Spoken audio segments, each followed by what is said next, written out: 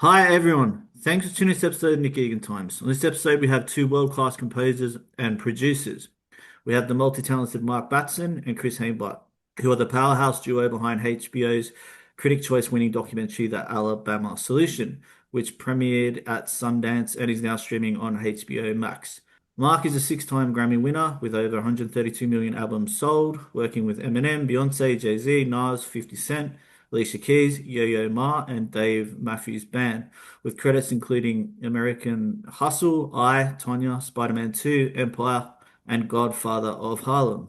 Chris is a composer, producer behind Wu-Tang and American Saga, The Equalizer 2, Shots Fired, David Makes Man, Infinite, and Rob Peace, plus work with Mary J. Blige, Nipsey Hussle, Wiz Khalifa, and BJ the Chicago Kid. His song also on the come up opens every Power series. Together, they have both scored Star's Power Book 4, Force, the LA Law reboot pilot, and One Person, One Vote. Welcome to both the multi-talented Mark and Chris, and thanks for coming on the podcast. Thanks for having us, Nick. Thanks for having us, Nicholas. You're welcome. All right, let's jump straight into it. Take us both back individually and tell us about your backgrounds, where you grew up, and I guess how you initially got started into it. My name is Mark Batson. I'm from Brooklyn, New York. I grew up in Bushwick Projects. My dad was a classical opera singer who sang community opera on the weekends and also mainly worked at the post office. My mom's played classical guitar. I grew up at the beginning, at the birth of hip hop in the early 70s in New York.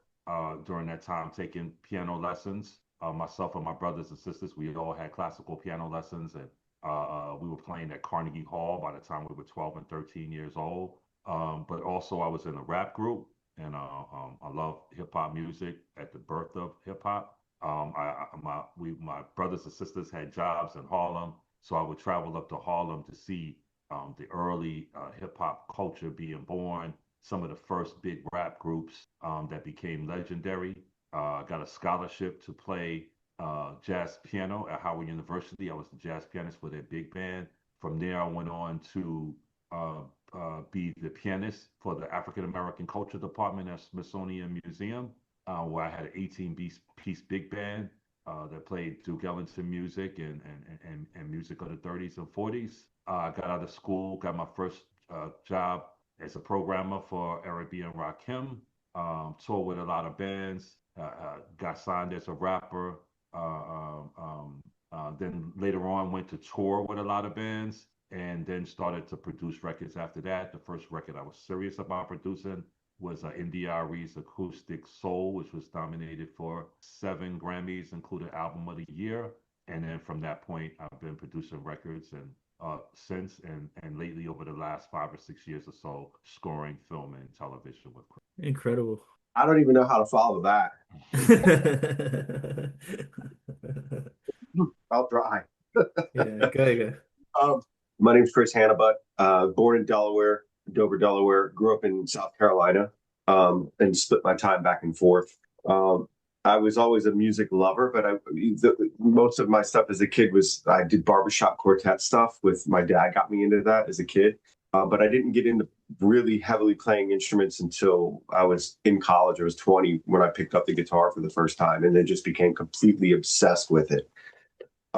Like all day, every day. That's all I did. And then within a couple of years, I was playing gigs and making a living off the guitar. And within, I'd say 2 years, and then year and a half or so after that, after my regular college, got my degree. Then I got a scholarship to go to a music school here in LA.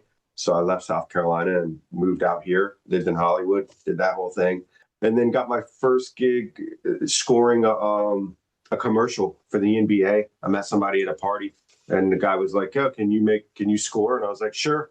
And, and so I borrowed my roommate's laptop and I made the beat. And it was like the first thing that I'd ever made on a laptop. And I put it together, competed against all the other people, and I won the gig. And so that was my first thing that I ever did.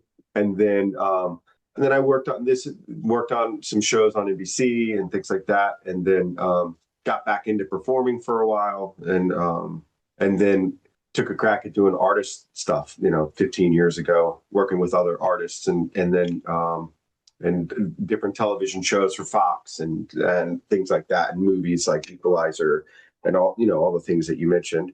And then met Mark through a mutual friend, and he put me on my first major release with Anthony Hamilton, and played guitar and mixed on that, and then that opened up a lot of doors for me.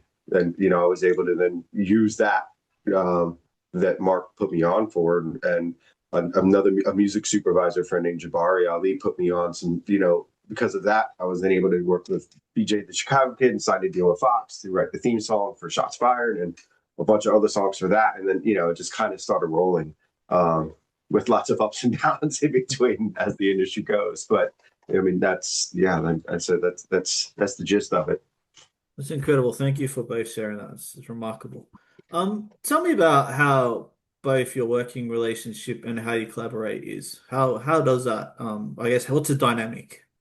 Well, myself and Chris, we both have specialties that complement each other very well. I'm a pianist first by nature, pianist and with a kind of hip hop background, also a string and horn arranger, which is my forte. Chris can do all those things well. He's a fantastic guitarist and also engineer, and an amazing programmer and like a sonic wizard, a sonic genius with soundscapes. And together we complement each other really well. Like whatever I feel like I'm stuck on, he can do. I could play a little guitar, but I can't play guitar nowhere as good as he does. And we bounce back and forth on different things when we're working on a score. We watch a scene and we talk about how the scene could be complemented, who could be the best person to lead that scene and who could be the best person to follow. And we come to work with no ego. We come just to complement each other, to complement the scene, to complement the director, and to get the best possible work. And we've been doing it for a while now. And every project we've worked on, it's been a great collaboration. We've been successful with our projects. We just finished doing 3 years of scoring one of the top shows for Black and Latin television in America, called Power Force, which is on Stars. And our latest project is we scored the documentary Alabama Solution for HBO. Wonderful. Thank you for sharing. Tell me about the Alabama Solution, the background behind it. And I guess it's got a really strong narrative and, intense background behind it. Yeah, talk to me about that.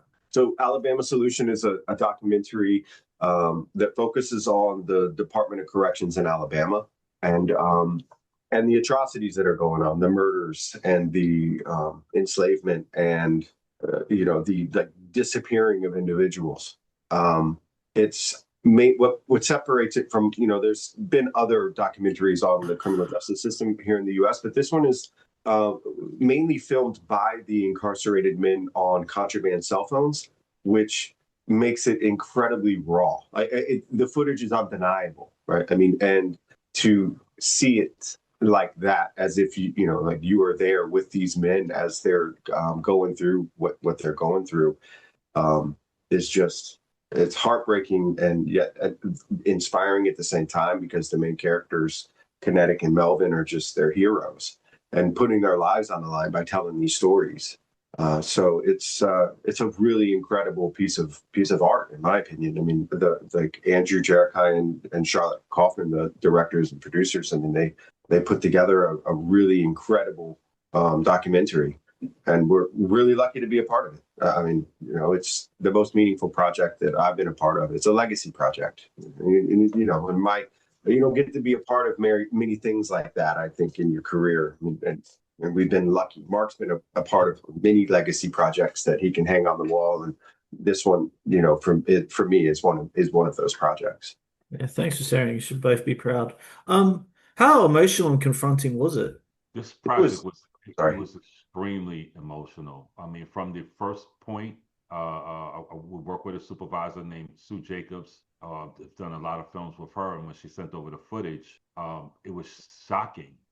The atrocities that bypassed Guantanamo Bay, what we know about Guantanamo Bay. I mean, what we've seen about Guantanamo Bay, when we saw in the documentary, that footage was worse. And this is going on right here in America where reporters are not allowed to see. So the fact that the men who were incarcerated were able to use the cameras to shoot, the fact that, these murders were going on in there and that, people could be killed at will or disappeared at will for not following these horrible directives, that was an initial shock. So when I first watched the film, it took a lot out of me. I was stunned, but also angry. Also angry at wanting to participate in whatever way we could lend our voices to make any kind of changes, or at least let the story be heard. And I think that was the main thing from these heroes that emerged from the film, like Kinetic Justice and Melvin Ray. What we see from them is their desire to just be heard. It's even how dangerous it is. In the film, he's almost killed. I guess really, when you look at it more than once, for speaking up and for fighting against the system. So it was a very emotional project. It was emotionally rewarding at the same time. I got to speak with Kinetic Justice directly, and to see what kind of person he was amazed me. He filled my body with energy. He was so bright, so happy to be heard, so well spoken, so tapped into the good nature. He had fought so hard to remain his humanity, to keep his humanity under these inhumane conditions, that it was inspiring to me. So I was flooded with a series of emotions.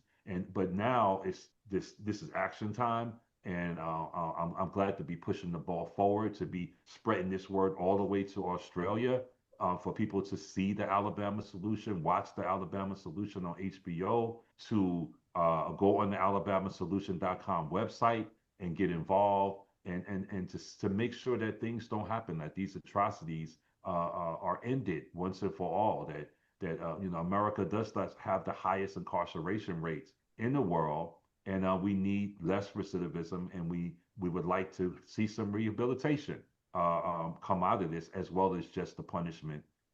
We see other nations who have corrective systems, where prisoners are being rehabilitated, or in places like the Netherlands, where they're actually closing prisons because they're doing so well at evolving people to get back into society. So overall, my answer to you is that it was extremely emotional, but emotionally rewarding at the same time.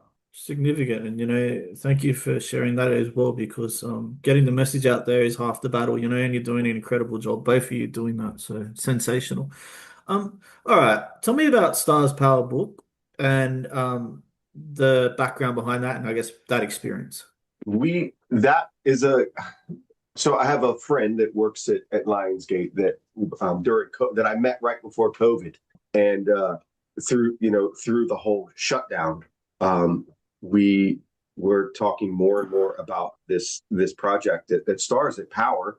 And when the opportunity came up for them to find new composers, I recommended Mark, because honestly, I didn't have the credits to pull down a project like that. I'd done some work on the show and on the theme, but and so I recommended Mark, and Mark was like, "Oh, let's partner together." And so that was that simple. It's like, okay, and so that's it. So when we got the gig, and it's been a lot of fun working on it. I mean, it's just action packed, and to be a part of a brand like Power is like really incredible, because there's never a time in the world that like somebody's watching Power all the time. Like there's never a time somebody's not watching it somewhere in the world. It's like 1.8 billion hours of stream time. So it's a really, really cool thing to be a part of. And, like they say, power never dies. So it's like spinoffs and, all of that. We're hoping to always be a part of it and always be in there. And it's opened a lot of doors for us. And it birthed our scoring partnership, as well. But, to do it on something like that's iconic, that is so it's very culturally significant, it's awesome. Tremendous. Tell me about both of you obviously being composers. What's something that the general public or people don't understand about being a composer? Would you want to answer that, Chris? Well, there's a couple of things. One would be how team oriented it is. like being a composer in a lot of ways, it's like you're also a business owner. Like you have to you're a team runner. Like you're not just making music. It's like people don't hire you per se because of how great you are at making music. They're in a lot of ways, they're also hiring you even more importantly because they know you're going to hit the deadlines. You're going to make sure all the paperwork is done.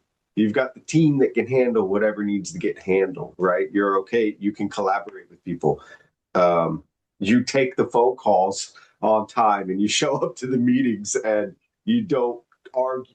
It's all of those types of things. Like if you could set the ego aside, I think that's probably the biggest. That is the biggest thing that keeps you getting hired is being easy to work with. I think that's a lot of. I mean, unless you're John Williams, then John is just the genius. He's like the greatest ever. So like and he's a nice guy.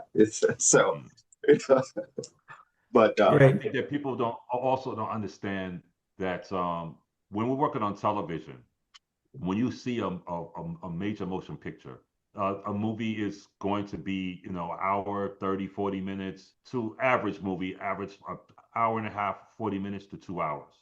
When you're going in to do a score for a film, that might be a 6-month process, or even longer, depending on what the movie may be. When you're working on television, you're kind of scoring a movie every 10 days. It's much faster. The work is coming at you faster. When they have a show, when you see a television series that has 10 episodes, it has a bunch of directors. It's not like one director making the whole thing because it has a lot of moving parts. They have to have different directors working all at the same time. So you have a bunch of directors making their own 1-hour movie. So now the pace is much quicker. So that's with teams. That's why it's good for myself and Chris. It's teamwork. Hey, Chris, you take these scenes, you take that scene. He passes back. I take this scene, I take that scene. I'll take this meeting, you take that meeting. And everything just runs like clockwork. I think for myself, I love it because it feeds into my own sense of meticulous nature of time, space, getting things done on schedule. I enjoy that. I'm an early riser, so I get up early. I'm working in odd hours in the morning. But just the fact that we're delivering what is the equivalent of a movie score every 10 days of original music with a high level of efficiency. And maybe that's something that people don't know when they watch a series. Yeah, and to put a number like 36, we could do 36 minutes of music a week, like in 5 days. Like 36 minutes of original music in 5 days. Cut, recorded, mixed, bounced out, stems delivered. Right. It's a lot. And so So even when you see one person's name on a music by and it's one person, it's not one person. Yeah. If you see music by Hans Zimmer, if you go to Hans Zimmer's building, there's 10 or 15 composers sometimes working in the same building. Where he's coming up with ideas and they're going and they're passing the music around and people are developing this and this one's developing that. And it's a factory of music and not just like one person making all of the music in the room by themselves. That's fascinating. Tell me, what's the best compliment you've both individually received in your careers? I have one from myself personally with working with Dr. Dre. Sure. The assistant who works with him, who's worked with him for many years, they've seen producers come and go, of quality producers, people who have different sense of organization, certain times or whatever. And we were working with a producer, and one of the producers missed the flight. And I don't think I've ever work-wise, I've never missed a flight in my life unless it was like an airline issue. But it's like I've never showed up late at the airport or whatever. And so I came in the room and somebody said, the main guy who does all of the organization for everything, and they said, this so-and-so didn't make it, someone didn't make it. He said, they said he should be like more like Mark. And he said to me, my favorite compliment, he said, Mark Batson, you could set your clock by that motherfucker. And that to me is one of my favorite compliments of all time. Awesome. I mean, I don't even know because I don't like getting compliments. So, so you're compounding already something that I have difficulty with. I'm very, I deflect. I have no, Don't have imposter syndrome now, Chris. no, no. I mean, We I just discussed literally that have this no morning. idea. I have no idea. I can't think of any big ones like that, like really right off the top of my head. I think it's small ones that I like to hear things from, like last night I was at an event for the HBO thing for this movie, well, for all the documentaries, and a woman that I met waiting in line for my car, we were talking, and she's like, "Why are you here?" And I was like, "Oh, I'm one of the composers on um I was like, "Oh, I worked on Alabama Solution." And she was like, "Oh wow, that is such an incredible story." And she's like, "What did you do on it?" And I was like, "Well, I was one of the composers." And she just said, "Wow." And I mean, like, it was that simple, and that you know what I mean? That Yeah.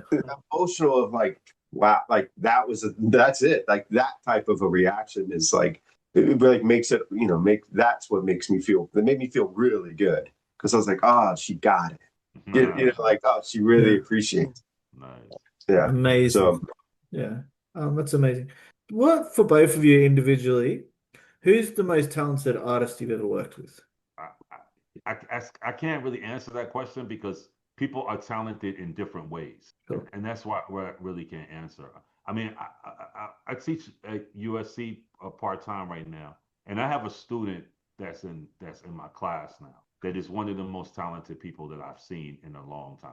As far as can do everything well, this who can sing, who can write, who's a great performer, who I feel like who is a great keyboardist, great pianist, great songwriter, but also a great viola player, and a great guitarist, crazy. who I see a future of the person scoring. So sometimes I see people that are well-rounded at everything, like that, and that's been interesting.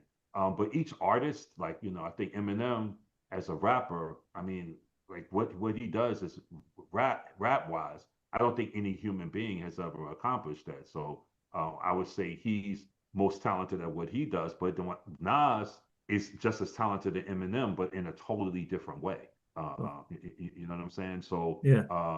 Beyonce is probably one of the most talented people on earth at what she does. But Alicia Keys is just as talented as Beyonce, but in a different way. And Alicia Keys is another one of those persons who can play instruments, who can sing, who can write, who can arrange, and do all of those things.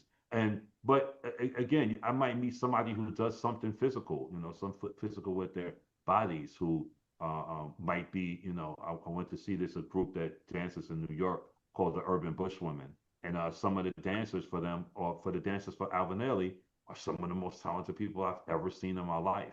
So I think the talent is relative to whatever that situation is. And so I wouldn't say most talented. I would say it's a bunch of people who are talented at different things. Sure. Chris? I think that, I mean, that was a perfect answer. It was both complimentary and diplomatic. Um, hmm. I don't think, I can't say who is more talented, like who's the most talented. I have my favorites, artists that I've worked with over the years, and and a lot of times they're not in particularly like maybe the most famous. Like I think my favorite rapper that I've ever worked with is definitely Pharoah Monch. He's a genius. Also, I just love his, like, I've always been a fan. So I think a lot of times it's artists that I've looked up to for a long time that then had the opportunity to finally work with them. Another I love Anthony Hamilton. I grew up on like listening to Anthony Hamilton. I've been a fan of his forever. So it's different artists like that. I mean, Mary's awesome too, right? So, but yeah, I think I have to kind of go with like what Mark's saying on that. It's like everybody's different, and shines in different ways. Yeah. So, and I guess it's my job to just stay out of the way of that. Right. Just get out of the way. Try to stay in the room. Great answer. What would you both want your legacy to be? Mm. One of those Mike Tyson questions. When Yeah. somebody asked recently, they said, they asked Mike Tyson what something about his legacy, and then Mike Tyson said, what does it matter? Because he said, I'm going to be dead. You know what I mean? Like nobody's going to remember me at all in X amount of years. It's like we look at now, we go like, what's the legacy of Joe Louis? Like I know who Joe Louis is, but I can tell you a lot of people who don't. And then there was a time, when he fought, against Max Schmeling in World War II, when, he was the representative of America versus the Nazis' best boxer who had already beat him. And this World War II is going on. And he fights Max Schmeling and destroys him in the ring. At that point, he's the most important boxer in history, and his legacy is the most important. I think for me, it's more or less when I think of legacy, I think of what I'm doing now, more or less how it will be remembered or how it will be appreciated in the future. And I think legacy is more or less, as Chris described, this project, Alabama Solution, is a legacy project. It's something, when I think of legacy, I think of things that are bigger than myself. I don't think of my own personal legacy. I think of things that I've worked on, or things that I've been a part of that have an accomplishment or importance to humanity or importance to the evolution of humanity. These are the things that are the most important. Right. Yeah, and I'll add on to that. I'm exactly the same page when it comes to projects like Alabama Solutions, like just being a part of things that are much bigger than us. And that's a really rare thing where your output is not the final project, right? Because like when we make a song, it's like the song that we make or whatever, that's the final output. And here we're like this small part of this larger thing, that's not even just not even just the documentary. It's like men's lives, are attached and on the line. And to be able to be a part of something that just tells that story, that's a legacy. I mean, that's something that, you as a creative is like something, that's everything that you could want as a creative. Personally, legacy, I was watching this documentary about John Candy that just recently came out. I can't remember what network is on. It's great. And at the beginning of it, at his funeral, Dan Aykroyd gives the eulogy. And the way that Dan Aykroyd eulogized John Candy was just like one of the most incredible things I think I've ever heard somebody say about somebody.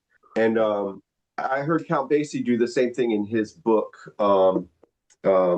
Music is My Mistress. He eulogizes somebody in a songwriter friend of his. And I think that, so all of that to be said, like, I want the people that are closest to me to just, I hope that like I'm remembered by the people closest to me as being kind and giving and forgiving and loving. Like if that, I feel like that, and other than work, it's just like that. If like the people closest to me feel that way about me, that I would just that would. I hope that's my legacy. Impressive. If you were both 18 again and you could change anything, can be personally or professionally, what would you change? Change anything personally or professionally. For me, on a personal level, I think that Chris is another inspiration to me. Is a physical fitness fanatic, and I'm the opposite of a physical fitness fanatic. So, if I could change anything about myself, is to be more like Chris and more disciplined as far as exercise in the gym, and not be as cerebral. Because I'm a studio.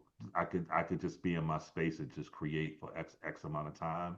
And as time progresses, as you get older, you just want to spend more time outdoors, more time getting vitamin D, and more time just working out in the gym and enjoying that. And that's my been one of the things that it's been a great inspiration with me with Chris, is coming in with him and being inspired and talking about going to the gym and talking about working out and talking about getting better on in a person overall on a physical level. How about professionally? Professionally, Yeah. If I were to change something, you know what? I think as a creator, just becoming more, and I hate to use this word, more corporate aware, because the finances pay for the creativity. So over the years, I've become better and better at that. Better at forming my own company so that I could create the arts that I want to make on my own, or make the movies that I want to make the films. I'm learning no more now about how to get the actors and the directors that I need to work on the projects that I want. So it's more like learning the corporate side over the creative side and just getting better at that. I feel like as all musicians are probably a little behind on that, and just catching up on that. Great. Thanks for sharing. How Chris? about you, Chris? I think professionally, I think I wish if I would change one thing, it would have been taking risks earlier on. Like there definitely were times that I played it safe, maybe didn't make that phone call because I was worried that it wouldn't go through. Knowing now in retrospect, now it's like if I'd have made the phone call, it would have happened. I feel like that type of stuff professionally, I just didn't have the confidence in my ability at times when and now looking back going, I definitely could have done that. I should have made that call But the thing about that call, even not to cut you off, Chris, is that when you don't make that call once, they say somebody else is making that call 5 times. Mm-hmm. Yep. So I hear you on that. Right. Yeah.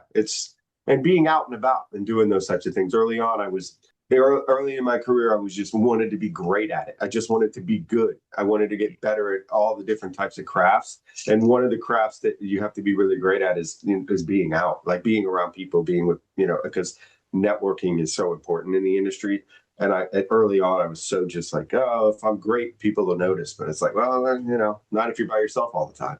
If nobody ever sees or hears, you can have a hard drive full of incredible music, and what good does it do?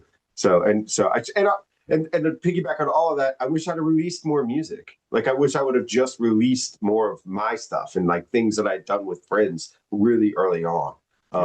It would have been helpful, especially now as the industry has changed and it's so easy to put music out. It's like I wish I'd have done that early on. Personally, I mean, I'm really happy with my life. I think that one thing that I've done in my life is that the most honest answer to that would be I've probably drank too much. I've drank too much alcohol in my life. That has been at different times in my life a major brain and time just sucked life and time and energy when there's no need. Was no need for it. So I think that personally, that would be something that you can't change that type of stuff. But that's something that I would say. That's probably the most personal answer that I could give to that. I used to say it like that sometimes, Chris, but I think about records I made with like Dave Matthews in the woods in Virginia. Yeah. Like, they break out the Blantons with the horse on the top. And then we start writing songs, I could never, give that, you know what I mean? Like if there's a social aspect to creativity, especially when you're writing songs. Again, we're all older now, so we can't drink like we used to drink. Right. But in those particular days, I had my share of shots, and I don't think I regret any of them during the creative process. Yes, that's the thing that I separate those two things between the creative process and the non-creative drinking. I get it. Sometimes when you're in the studio every day, that starts to blur together, right? It does. Yes, great answers, great insights. And thank you for sharing and being so honest and vulnerable with the answers too, and honest. Thank you. Mark and Chris, thank you so much for coming on the podcast. I do appreciate it. I have an incredible time interviewing you both, and it's sensational everything you've done and what you're going to be doing in the future. Yes, indeed. Thank you, so much, Nicholas. We appreciate you, man. Thank you. Thank you. Okay. Until next time. All right. See you, Nick. See ya. All right.